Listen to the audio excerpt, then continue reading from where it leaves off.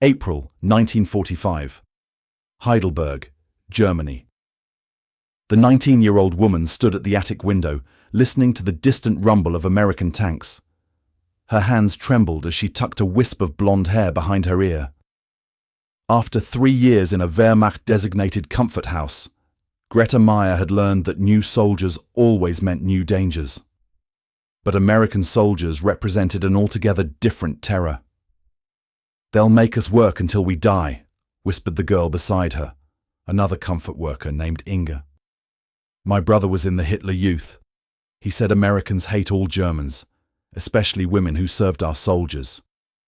Across German towns and cities that spring, an estimated 34,000 women designated as Wehrmachtgebrauchs, military comfort women, awaited the Allied advance with unprecedented dread. Nazi propaganda had prepared them for the worst. Goebbels' radio broadcasts depicted Americans as vengeful, sexually violent, and determined to punish any German woman who had served Reich soldiers. Special bulletins warned that comfort workers faced particular brutality, with execution or labor camps the likely outcome. The women in Heidelberg Comfort House No. 7 had received their final Wehrmacht visitors 3 days earlier. The German military police who had once guarded them had disappeared overnight, leaving behind only locked doors and a city preparing for invasion. No ration cards remained, no protection, no instructions.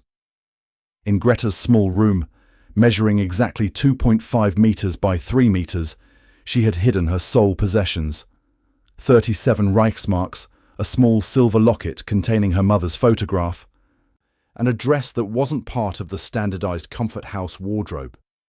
These meager items represented her only identity beyond the military designation Comfort Worker 723. Nazi Germany's system of military brothels had begun with the Polish campaign in 1939. Initially staffed with foreign women from occupied territories, by 1943, as manpower shortages intensified, the system increasingly incorporated German women. Some were convicted of minor offences and given the choice of prison or comfort service. Others were simply designated as socially deviant by local Nazi officials. A small percentage volunteered, driven by extreme poverty as bombing destroyed civilian infrastructure. Official Wehrmacht records captured later by American forces documented the expansion of the system: 50 houses in 1940, 200 by 1942, and 605 by early 1945. Each establishment maintained medical inspection records, documenting weekly examinations for venereal disease and pregnancy. The files included racial classification, daily capacity, and service record. Women were classified as equipment rather than personnel. The thundering engines grew louder as Greta watched the first American Sherman tank round the corner onto Hauptstrasse. Through the window, she observed faces unlike any she had seen before: black American soldiers riding atop the lead tank, followed by vehicles filled with white Americans in uniform configurations unfamiliar to her. Their equipment appeared immaculate compared to the depleted Wehrmacht units that had retreated through town days earlier. "They're here," she whispered, stepping back from the window. The 6 other women in the attic room huddled together. Inga clutched a kitchen knife, a futile defense, but the only weapon they had managed to secure. The sound of the front door splintering echoed through the 4-story building.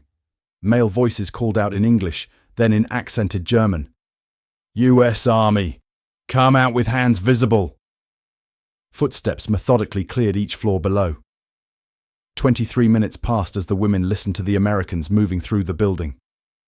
When boots finally reached the attic stairs, Greta stepped forward. At 19, she was neither the oldest nor the most experienced, but something in her refused to meet death cowering in a corner. The door swung open. An American lieutenant stood framed in the doorway, flanked by 2 enlisted men. Behind them waited a woman in military uniform, something Greta had never seen before. "I am Comfort Worker 723, Greta said in broken English, learned from a Wehrmacht officer from Austria. "We surrender."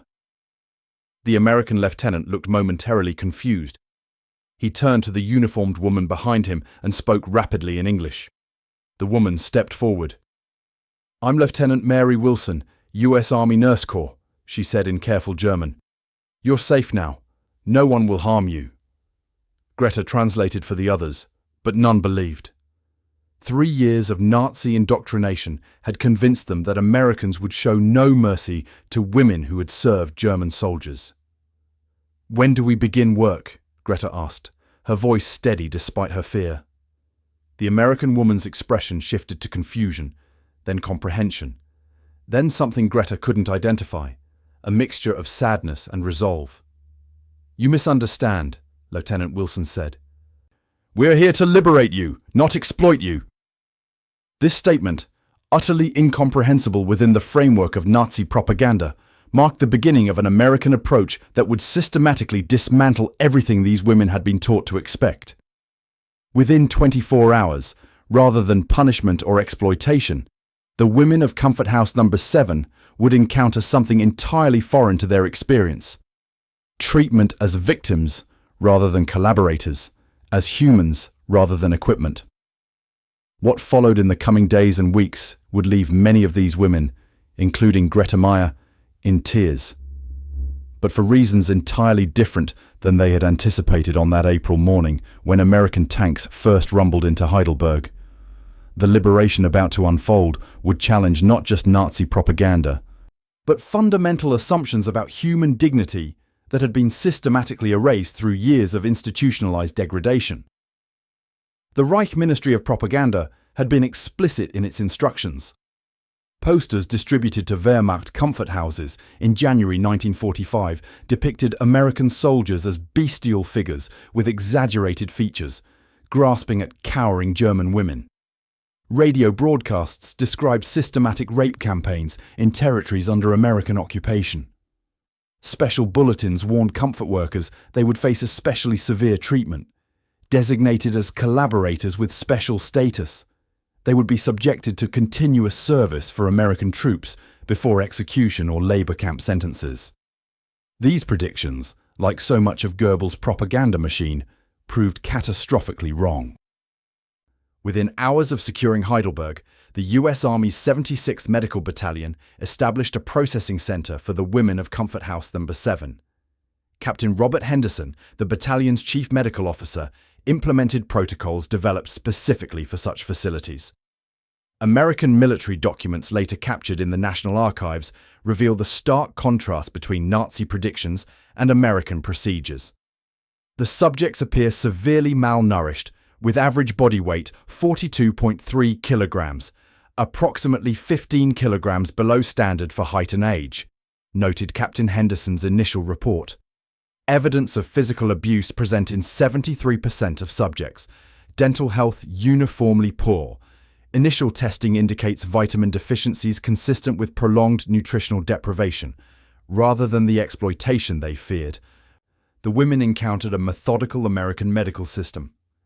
Each received a thorough examination, treatment for immediate health concerns, and a daily ration of 2,400 calories, nearly triple what they had received under Wehrmacht administration during the final months of German control. "I waited for them to use me, then punish me," recalled Helga Braun, then 22, in a 1978 interview for the American Military Historical Society. "Instead, a female doctor gave me real medicine for my cough, and a nurse helped me bathe. They treated me like a human being when I had forgotten what that felt like." American military police secured the building, but not to continue its operation. Instead, they established a secure rehabilitation center. Military Government Directive 42B, applied throughout occupied territories, classified these women as coerced workers requiring medical and social rehabilitation, rather than as criminals or collaborators. The women of Comfort House No. 7 received new clothing within 48 hours, not the revealing garments mandated by Wehrmacht regulations, but standard civilian dresses, undergarments, coats and shoes provided through American Red Cross shipments.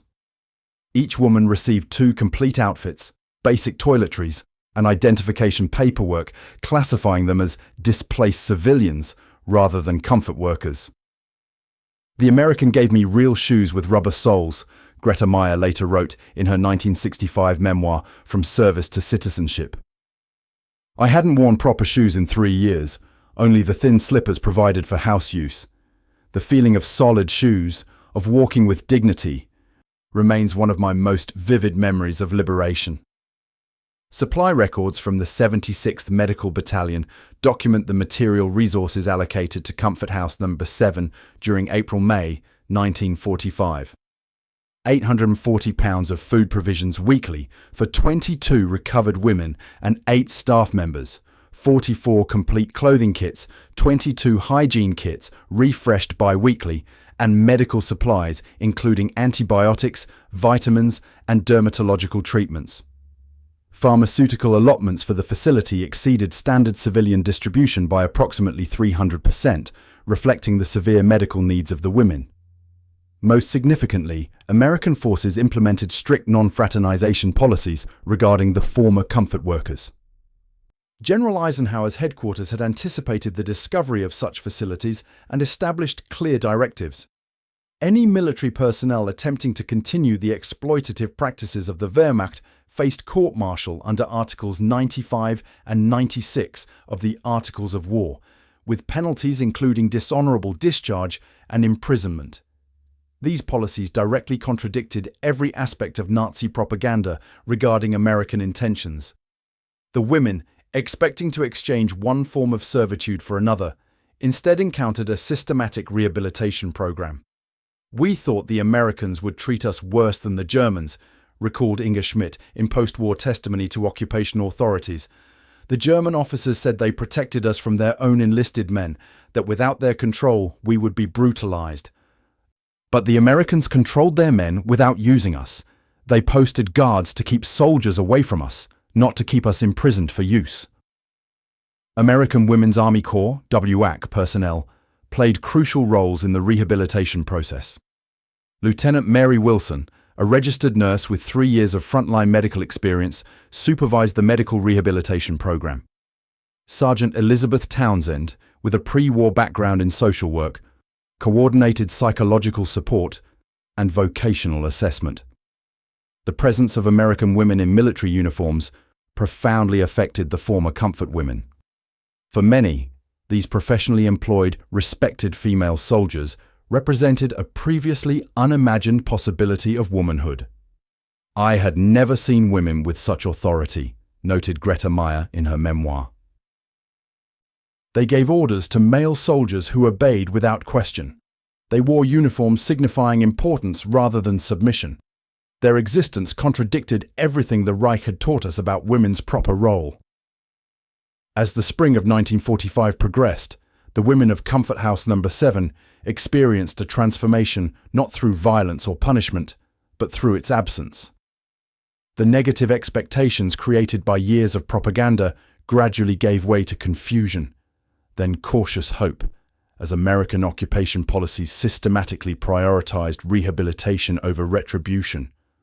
The weeping began on the 7th day, when Inga Schmidt, who had clutched a kitchen knife in terrified defiance when the Americans arrived, broke down during a medical examination.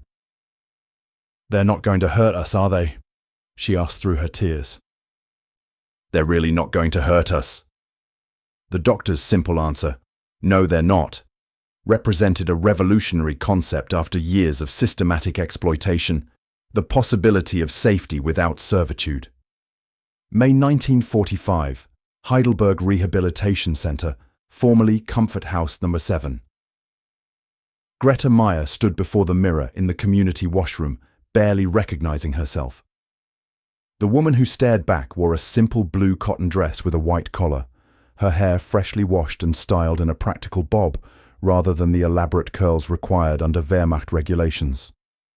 Around her neck hung a small identification card in a protective sleeve, bearing her photograph, fingerprint, and the designation Displaced Civilian DC 2241.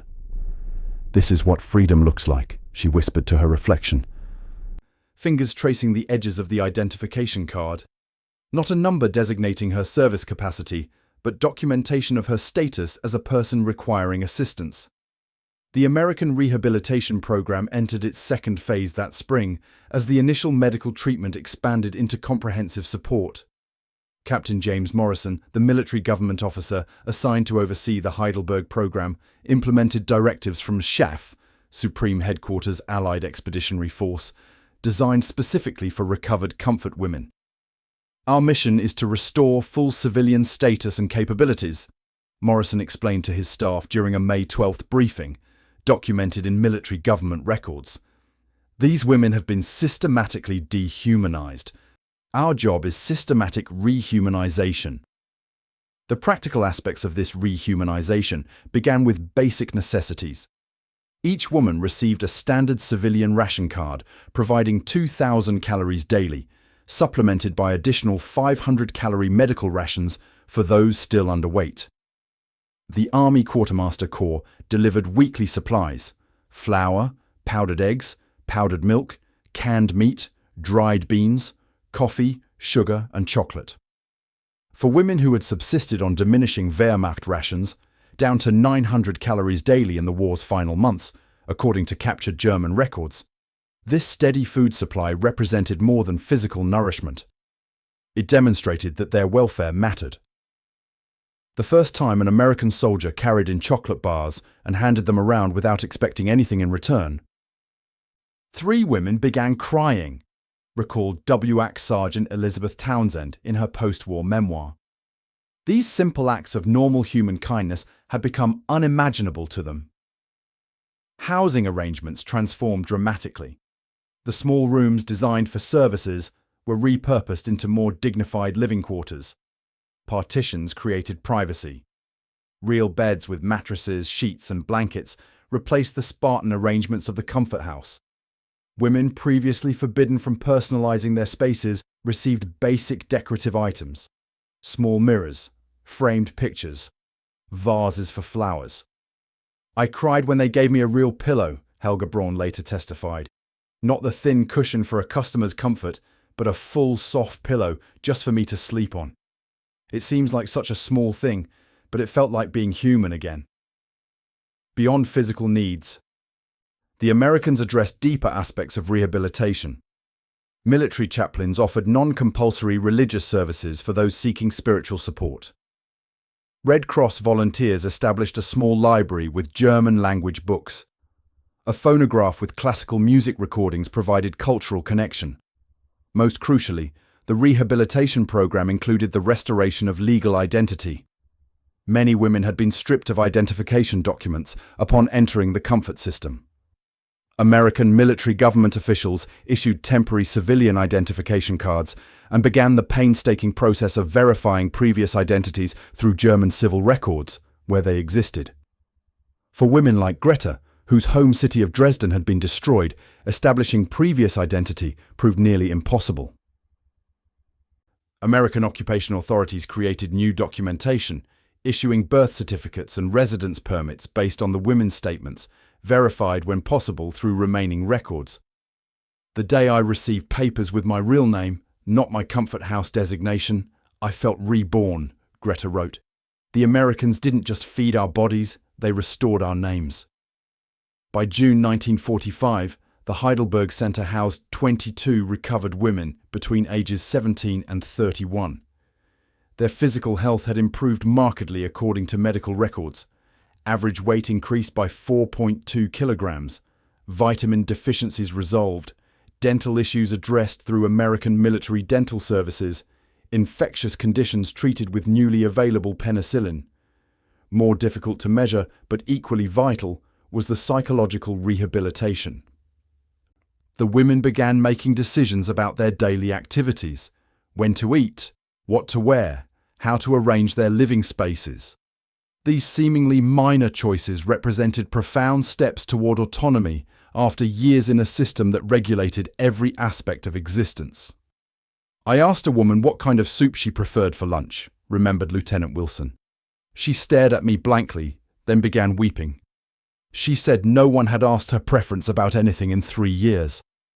The transformation manifested physically. Women began to stand straighter, to make eye contact, to speak at normal volume rather than the hushed tones of the comfort house. They began to laugh occasionally, tentatively at first, then with increasing confidence. Not all rehabilitation proceeded smoothly. Nightmares remained common. Some women exhibited symptoms of what military doctors termed nervous exhaustion or shell shock, conditions later recognized as trauma responses. Several attempted to resume comfort worker behaviors when interacting with American personnel, having learned no other way to relate to military men. These setbacks were met with steady, patient support rather than punishment. The program emphasized that recovery would follow individual timelines, not administrative schedules. By midsummer 1945, the women of the Heidelberg Center had progressed from immediate physical recovery to preliminary reintegration. They took supervised walks in the city, shopped with ration cards at civilian markets, and attended community events under the protective but increasingly distant supervision of American personnel. For Greta Meyer, the most profound moment came during a routine medical checkup in late June. The American doctor asked if she had any questions. "Yes," she replied, her voice steady. "When will I be allowed to work?" "Real work, not—" She didn't finish the sentence. The doctor smiled. "We're already developing that program," she said. "What kind of work would you like to do?" The question, treating her as someone with preferences, capabilities, and a future, left Greta speechless, tears streaming down her face. July 1945, Heidelberg American Zone Vocational Center. The clicking of typewriter keys echoed through the converted schoolroom as Greta Meyer's fingers found their positions on the keyboard, her brow furrowed in concentration as she practiced the exercises from the American typing manual. Translated into German, "The quick brown fox jumps over the lazy dog." 42 words per minute, her instructor had noted yesterday. Not exceptional, but remarkable progress for someone who had never touched a typewriter 6 weeks earlier. Across the room, 17 other former comfort women worked at similar stations, learning typing, filing systems, basic bookkeeping, and office management. The Americans had established this vocational program specifically for women recovering from exploitation, operating under Military Government Directive 79C, civilian rehabilitation through practical education. Physical recovery was only the beginning, explained Major Rebecca Hollingsworth, the WAC officer who supervised the vocational program. True rehabilitation requires economic self-sufficiency. These women need marketable skills to establish independent lives. The program's existence contradicted everything the Nazi regime had taught about American intentions. Instead of exploitation, the occupiers invested substantial resources in providing futures for women previously treated as disposable. The vocational center received significant material support. 20 typewriters, 15 filing cabinets, complete office supply inventories, instructional materials, and 6 instructors, 3 American personnel, and 3 vetted German civilian educators. Beyond practical skills, the program addressed fundamental educational gaps. Many comfort women had received minimal schooling, their education interrupted by war or family circumstances. American educators implemented a dual approach, vocational training combined with remedial education in mathematics, reading, composition, and civics. "I learned to read properly for the first time," recalled Helga Brenn in later testimony. "Under the Reich, girls like me were taught only enough to follow instructions. The Americans taught us to read contracts, to understand our rights, to question authority. This was the most revolutionary education imaginable." Military government records document the investment. 4,800 instruction hours delivered between June and December 1945 across 6 rehabilitation centers, 250 textbooks and educational materials distributed, 243 women completing at least 1 vocational certification. The program cost approximately $237,000 in 1945 dollars, equivalent to $3.4 million in 2025, a substantial commitment to women previously considered expendable. For Greta, who had completed only 6 years of formal education before being designated for comfort service, the vocational program offered previously unimaginable opportunities. She attended typing classes each morning, mathematics instruction each afternoon, and English language courses 3 evenings weekly. After 4 months, her typing speed reached 65 words per minute, sufficient for administrative employment with the occupation government. "I had believed my only value was in serving men," she later wrote. "The Americans taught me my brain had value, my skills had value, my future had value." The transformation extended beyond practical skills to fundamental psychological rehabilitation. Dr. Margaret Hillman, a civilian psychologist contracted by the military government, implemented structured therapy sessions addressing the trauma of exploitation. Her pioneering approach, documented in Psychological Rehabilitation of Exploitation Victims, American Journal of Psychology, 1947, combined group therapy, individual counseling, and practical reintegration strategies. These women suffered profound identity destruction, noted Dr. Hillman in her clinical records. The Nazi system deliberately erased their personhood, reducing them to numbered service units. Rehabilitation requires rebuilding identity through agency, choice, and accomplishment. The therapy sessions, though initially met with skepticism, gradually enabled women to process their experiences. Many had never spoken openly about their time in comfort houses, having been isolated from each other even while living in the same facility. The opportunity to share experiences with others who understood created powerful healing connections. "For 3 years, I believed I was alone in my shame," testified Inga Schmidt during a 1963 war crimes investigation. "The Americans created spaces where we could speak our truth and discover we were not alone. This sharing of pain was more healing than any medicine." By September 1945, the Heidelberg program expanded to include nursing assistant training, food service certification, and basic childcare qualification. These diverse options recognized the varied aptitudes and interests among the recovering women. Unlike the one-size-fits-all approach of the comfort system, the rehabilitation program emphasized individual choice and suitability. Military government surveys conducted in October 1945 revealed remarkable progress. Among the 22 women of the original Heidelberg group, 18 had achieved basic literacy, 16 had completed at least one vocational certification, and 20 reported significant improvement in psychological well-being on standardized assessments.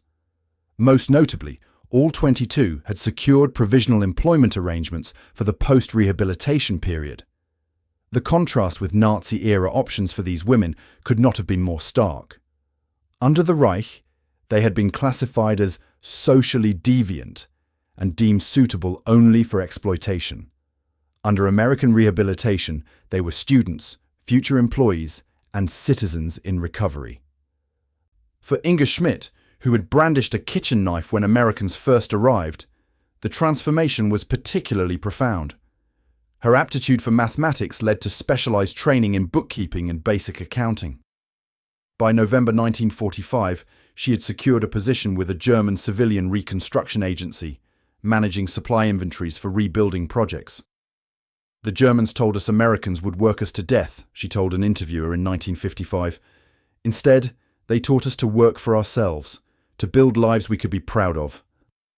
The vocational program operated with remarkable efficiency despite post-war shortages. When paper supplies ran low, American administrators redirected unused military forms. When textbooks were insufficient, WAC personnel created mimeographed lesson materials. When winter coal shortages threatened to close the facility, American engineering units installed surplus military heating equipment. These practical solutions demonstrated a fundamental American commitment. The rehabilitation of these women was not an afterthought, but a priority within occupation operations. On a cold December morning, Greta Meyer completed her final typing examination, achieving 72 words per minute with 98% accuracy. As she pulled the finished page from her typewriter, she looked up to find her instructor watching with approval. "Excellent work, Fräulein Meyer," the American woman said. "You're ready for placement." The words, formal, professional, respectful, represented everything the Reich had claimed impossible. Dignity restored, Skills developed, future secured. As Greta carefully placed her certification in her personal folder, her hands trembled, not with fear as they had in April, but with the unfamiliar weight of possibility. February 1946, Heidelberg Municipal Building. Snow fell softly outside the windows as 22 women gathered in the former council chamber, now repurposed as a graduation hall by American occupation authorities. The room, once adorned with Nazi emblems, now displayed the seal of the American military government, alongside new German civilian administration insignia. At precisely 10:01 a.m., Major Rebecca Hollingsworth took the podium, surveying the assembled graduates with evident pride. "Today marks not just the completion of your training," she announced in carefully practiced German, "but the beginning of your renewed lives as full citizens." The women sat in precise rows, wearing newly tailored civilian clothes, simple wool dresses in various colors, each with a white collar and matching jacket. No longer identical in appearance as they had been under Wehrmacht regulations, each woman had selected her own style and color during the final phase of rehabilitation. This small expression of individuality represented a profound transformation from the numbered uniformity of the comfort house system. As Major Hollingsworth called each woman forward to receive her certification folder and assignment papers, the emotional weight of the moment became overwhelming. Helga Braun, third in the alphabetical sequence, approached the podium with measured steps. Upon receiving her folder, containing nursing assistant certification, character reference letters, and permanent civilian identification, she unexpectedly broke into tears. "I'm sorry," she whispered as Major Hollingsworth placed a supportive hand on her shoulder. "Don't apologize for your tears," the American officer replied. "You've earned every one of them." The graduation ceremony represented the culmination of the American rehabilitation approach, a systematic program that had transformed women from exploited commodities into employable citizens over 9 months. Military government records documented the outcomes. Of the original 22 women from Comfort House number 7, 20 had secured permanent employment with either occupation authorities or approved German civilian enterprises. The remaining 2 had reconnected with surviving family members and chosen family reunification over immediate employment. Employment placements spanned multiple sectors. 6 women secured administrative positions with American occupation offices, 4 entered hospital service as nursing assistants, 5 joined civilian reconstruction agencies, 3 began work in approved private businesses, and 2 secured positions with emerging German civilian government offices. Starting salaries averaged 175 Reichsmarks monthly, later converted to Deutschmarks, modest by American standards, but representing economic independence impossible under previous circumstances. When Greta Meyer received her folder, containing typing certification and employment assignment to the American Civilian Transportation Office, she maintained her composure until returning to her seat. Only then, clutching the documents that represented her future, did silent tears begin flowing down her cheeks. These were not tears of sorrow or fear, but of a complex emotion many survivors struggled to name. Later interviews conducted by occupation authorities for program assessment identified this emotional response repeatedly. One woman described it as grief and gratitude twisted together, grief for what was lost, gratitude for what was found. The contrast between Nazi predictions and American realities could not have been more stark. Women who had been told to expect brutal exploitation instead received education, medical care, psychological support, and economic opportunity. The system designed to restore their humanity succeeded not through abstract concepts, but through practical daily kindnesses and structured opportunities. Dr. Margaret Hillman's final psychological assessment report, completed in January 1946, documented remarkable transitions. Using a specialized trauma recovery scale developed for war victims, she found that 86% of program participants showed significant improvement in psychological well-being, 91% demonstrated restored decision-making capabilities, and 74% reported diminished frequency of trauma-related nightmares and flashbacks. The transformation is most evident in physical bearing, Dr. Hillman noted. Women who initially presented with downcast eyes, hunched shoulders, and minimal speech now maintain eye contact, stand with normal posture, and engage in appropriate social interaction. The body reveals what psychology measures. These women have reclaimed ownership of themselves. After the ceremony, the American administrators hosted a small reception with coffee, sandwiches, and a special cake baked by Army mess personnel. The gesture, treating the graduation as an occasion worthy of celebration, further emphasized the women's transition from objects to individuals deserving recognition. During the reception, Lieutenant Mary Wilson, who had been present at the initial liberation of Comfort House No. 7, approached Greta Meyer. The two women, one American and one German, stood silently for a moment, measuring the distance between April 1945 and February 1946.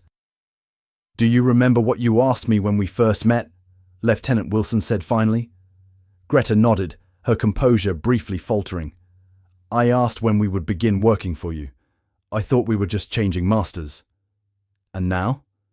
Greta straightened, holding her certification folder with both hands. "Now I understand the difference between being used and being useful. You taught us that difference."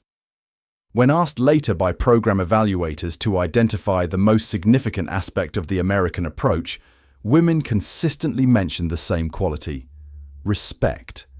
Not pity, not charity, but fundamental respect for their potential beyond their traumatic experiences. Inga Schmidt, who had completed the bookkeeping program with the highest marks in her cohort, expressed this sentiment during her exit interview. "The Germans used us until we broke, then discarded us. The Americans gathered our broken pieces and showed us how to rebuild ourselves. The difference was not in what was done to us, but in what we were permitted to become." As the ceremony concluded and the women prepared to depart for their new positions, Major Hollingsworth addressed them one final time. "Your rehabilitation is complete on paper," she said, "but your recovery continues. What you have accomplished here is just the beginning of what you will achieve in your lives." The women departed the municipal building that February afternoon as different people than those who had hidden in the attic of Comfort House No. 7 less than a year earlier. Their tears, witnessed by American personnel but misunderstood by those who expected only hatred between recent enemies, represented the most profound victory of the occupation, the restoration of human dignity where it had been systematically destroyed. June 1955. Frankfurt am Main. The elegant cafe bustled with midday customers as Greta Meyer, now 29, straightened papers on the small marble table. 10 years had passed since American tanks rolled into Heidelberg, transforming her life through an unexpected liberation. Through the cafe window, she watched the rebuilt city thrum with the energy of West Germany's growing prosperity. Mercedes automobiles and Volkswagen Beetles shared streets with American military vehicles, their coexistence symbolizing the complex relationship between former enemies now allied in the Cold War era. Across the table, Professor Alan Richardson of Columbia University adjusted his tape recorder, preparing to document her testimony for the Occupation Memories Project, funded by the Rockefeller Foundation.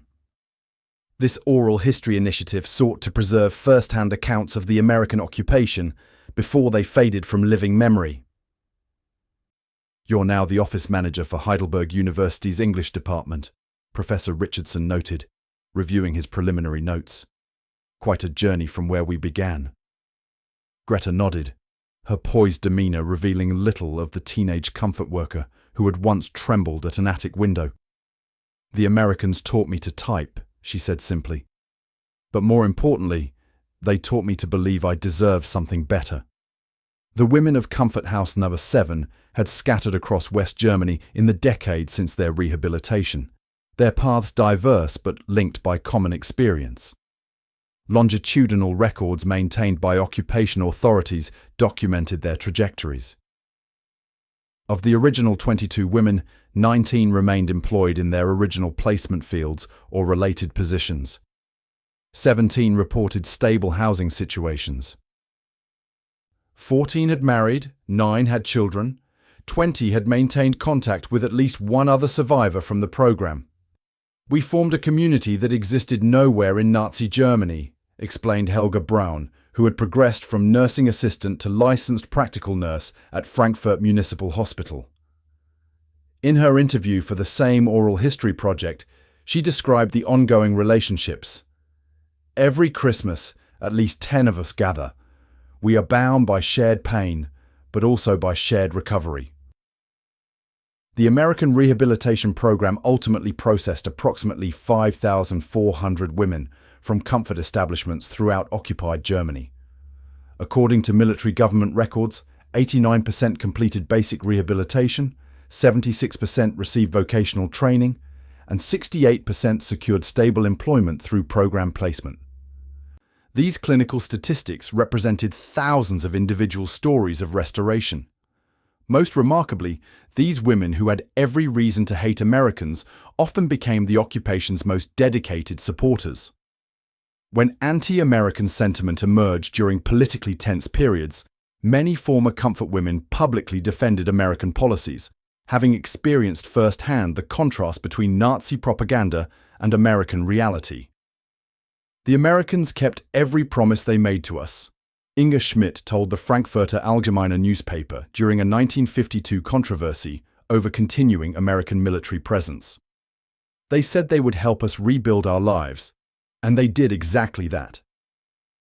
My life exists because they recognized my humanity when my own country had denied it." This perspective shaped West German attitudes more broadly as these women integrated into communities, workplaces, and families. Their personal testimonies about American rehabilitation contradicted lingering Nazi propaganda narratives and contributed to the generally positive public opinion of Americans during Reconstruction. Dr. Margaret Hillman's follow-up psychological study, published in the Journal of Traumatic Recovery in 1952, documented this unexpected outcome. Women who experience the most comprehensive American rehabilitation programs show significantly higher rates of civic engagement, democratic participation, and international outlook than control groups, she wrote. Their traumatic experiences, rather than generating isolation, have catalyzed community involvement through the positive intervention model. For Greta Meyer, this civic engagement took specific form. In 1953, she helped establish the New Beginning Foundation, a non-profit organization supporting women exiting prostitution in post-war Germany. Utilizing skills gained through American vocational training, she created programs mirroring her own rehabilitation experience: medical care, psychological support, educational opportunity, and job placement. "The Americans showed me that transformation is possible," she explained to Professor Richardson as the interview continued. "Now I offer that possibility to others." Perhaps most significantly, these women's experiences directly influenced the developing social welfare systems of the new Federal Republic. When West German authorities designed support programs for marginalized populations in the early 1950s, they frequently consulted former recipients of American rehabilitation services. These consultations ensured that new German programs incorporated effective elements of the American model while adapting to German cultural context. The Marshall Plan's implementation in West Germany between 1948 and 1952 received crucial support from unexpected advocates, former comfort women who had experienced American generosity firsthand. When skeptics questioned American motives, these women offered powerful testimony based on personal experience rather than political theory. "I once believed Americans would make us work until we died," Helga Braun testified before a municipal council considering Marshall Plan participation. "Instead, they taught us to work with dignity.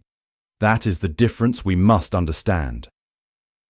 By 1955, as West Germany achieved sovereign status and joined NATO, the direct American management of rehabilitation programs had ended. However, the program's influence continued through institutions built on their foundation and through the lives of thousands of women whose trajectories had been fundamentally altered. As Professor Richardson's interview concluded, he asked the question at the heart of his research. Looking back after 10 years, what do you consider the most important aspect of the American approach? Greta considered for a moment, her fingers lightly touching the small silver locket, the one possession she had managed to keep from her previous life. They could have treated us as enemies, as collaborators, or as victims, she said finally. Instead, they treated us as people with futures. That made all the difference. This difference, between exploitation and opportunity, between propaganda and reality, between dehumanization and dignity, represented the most profound legacy of the American occupation. The women who had hidden in terror, expecting the worst from their American conquerors, instead received the possibility of renewal. We cried, Greta acknowledged as she gathered her papers, preparing to return to her office at the university. But not for the reasons we expected. We cried because kindness was more shocking than cruelty after what we had experienced. We cried because hope hurts when you've forgotten how to feel it. Most of all, we cried because the Americans showed us a vision of ourselves we could never have imagined, as people worthy of respect. In this unexpected kindness between recent enemies lay a lesson that would shape German-American relations for generations to come.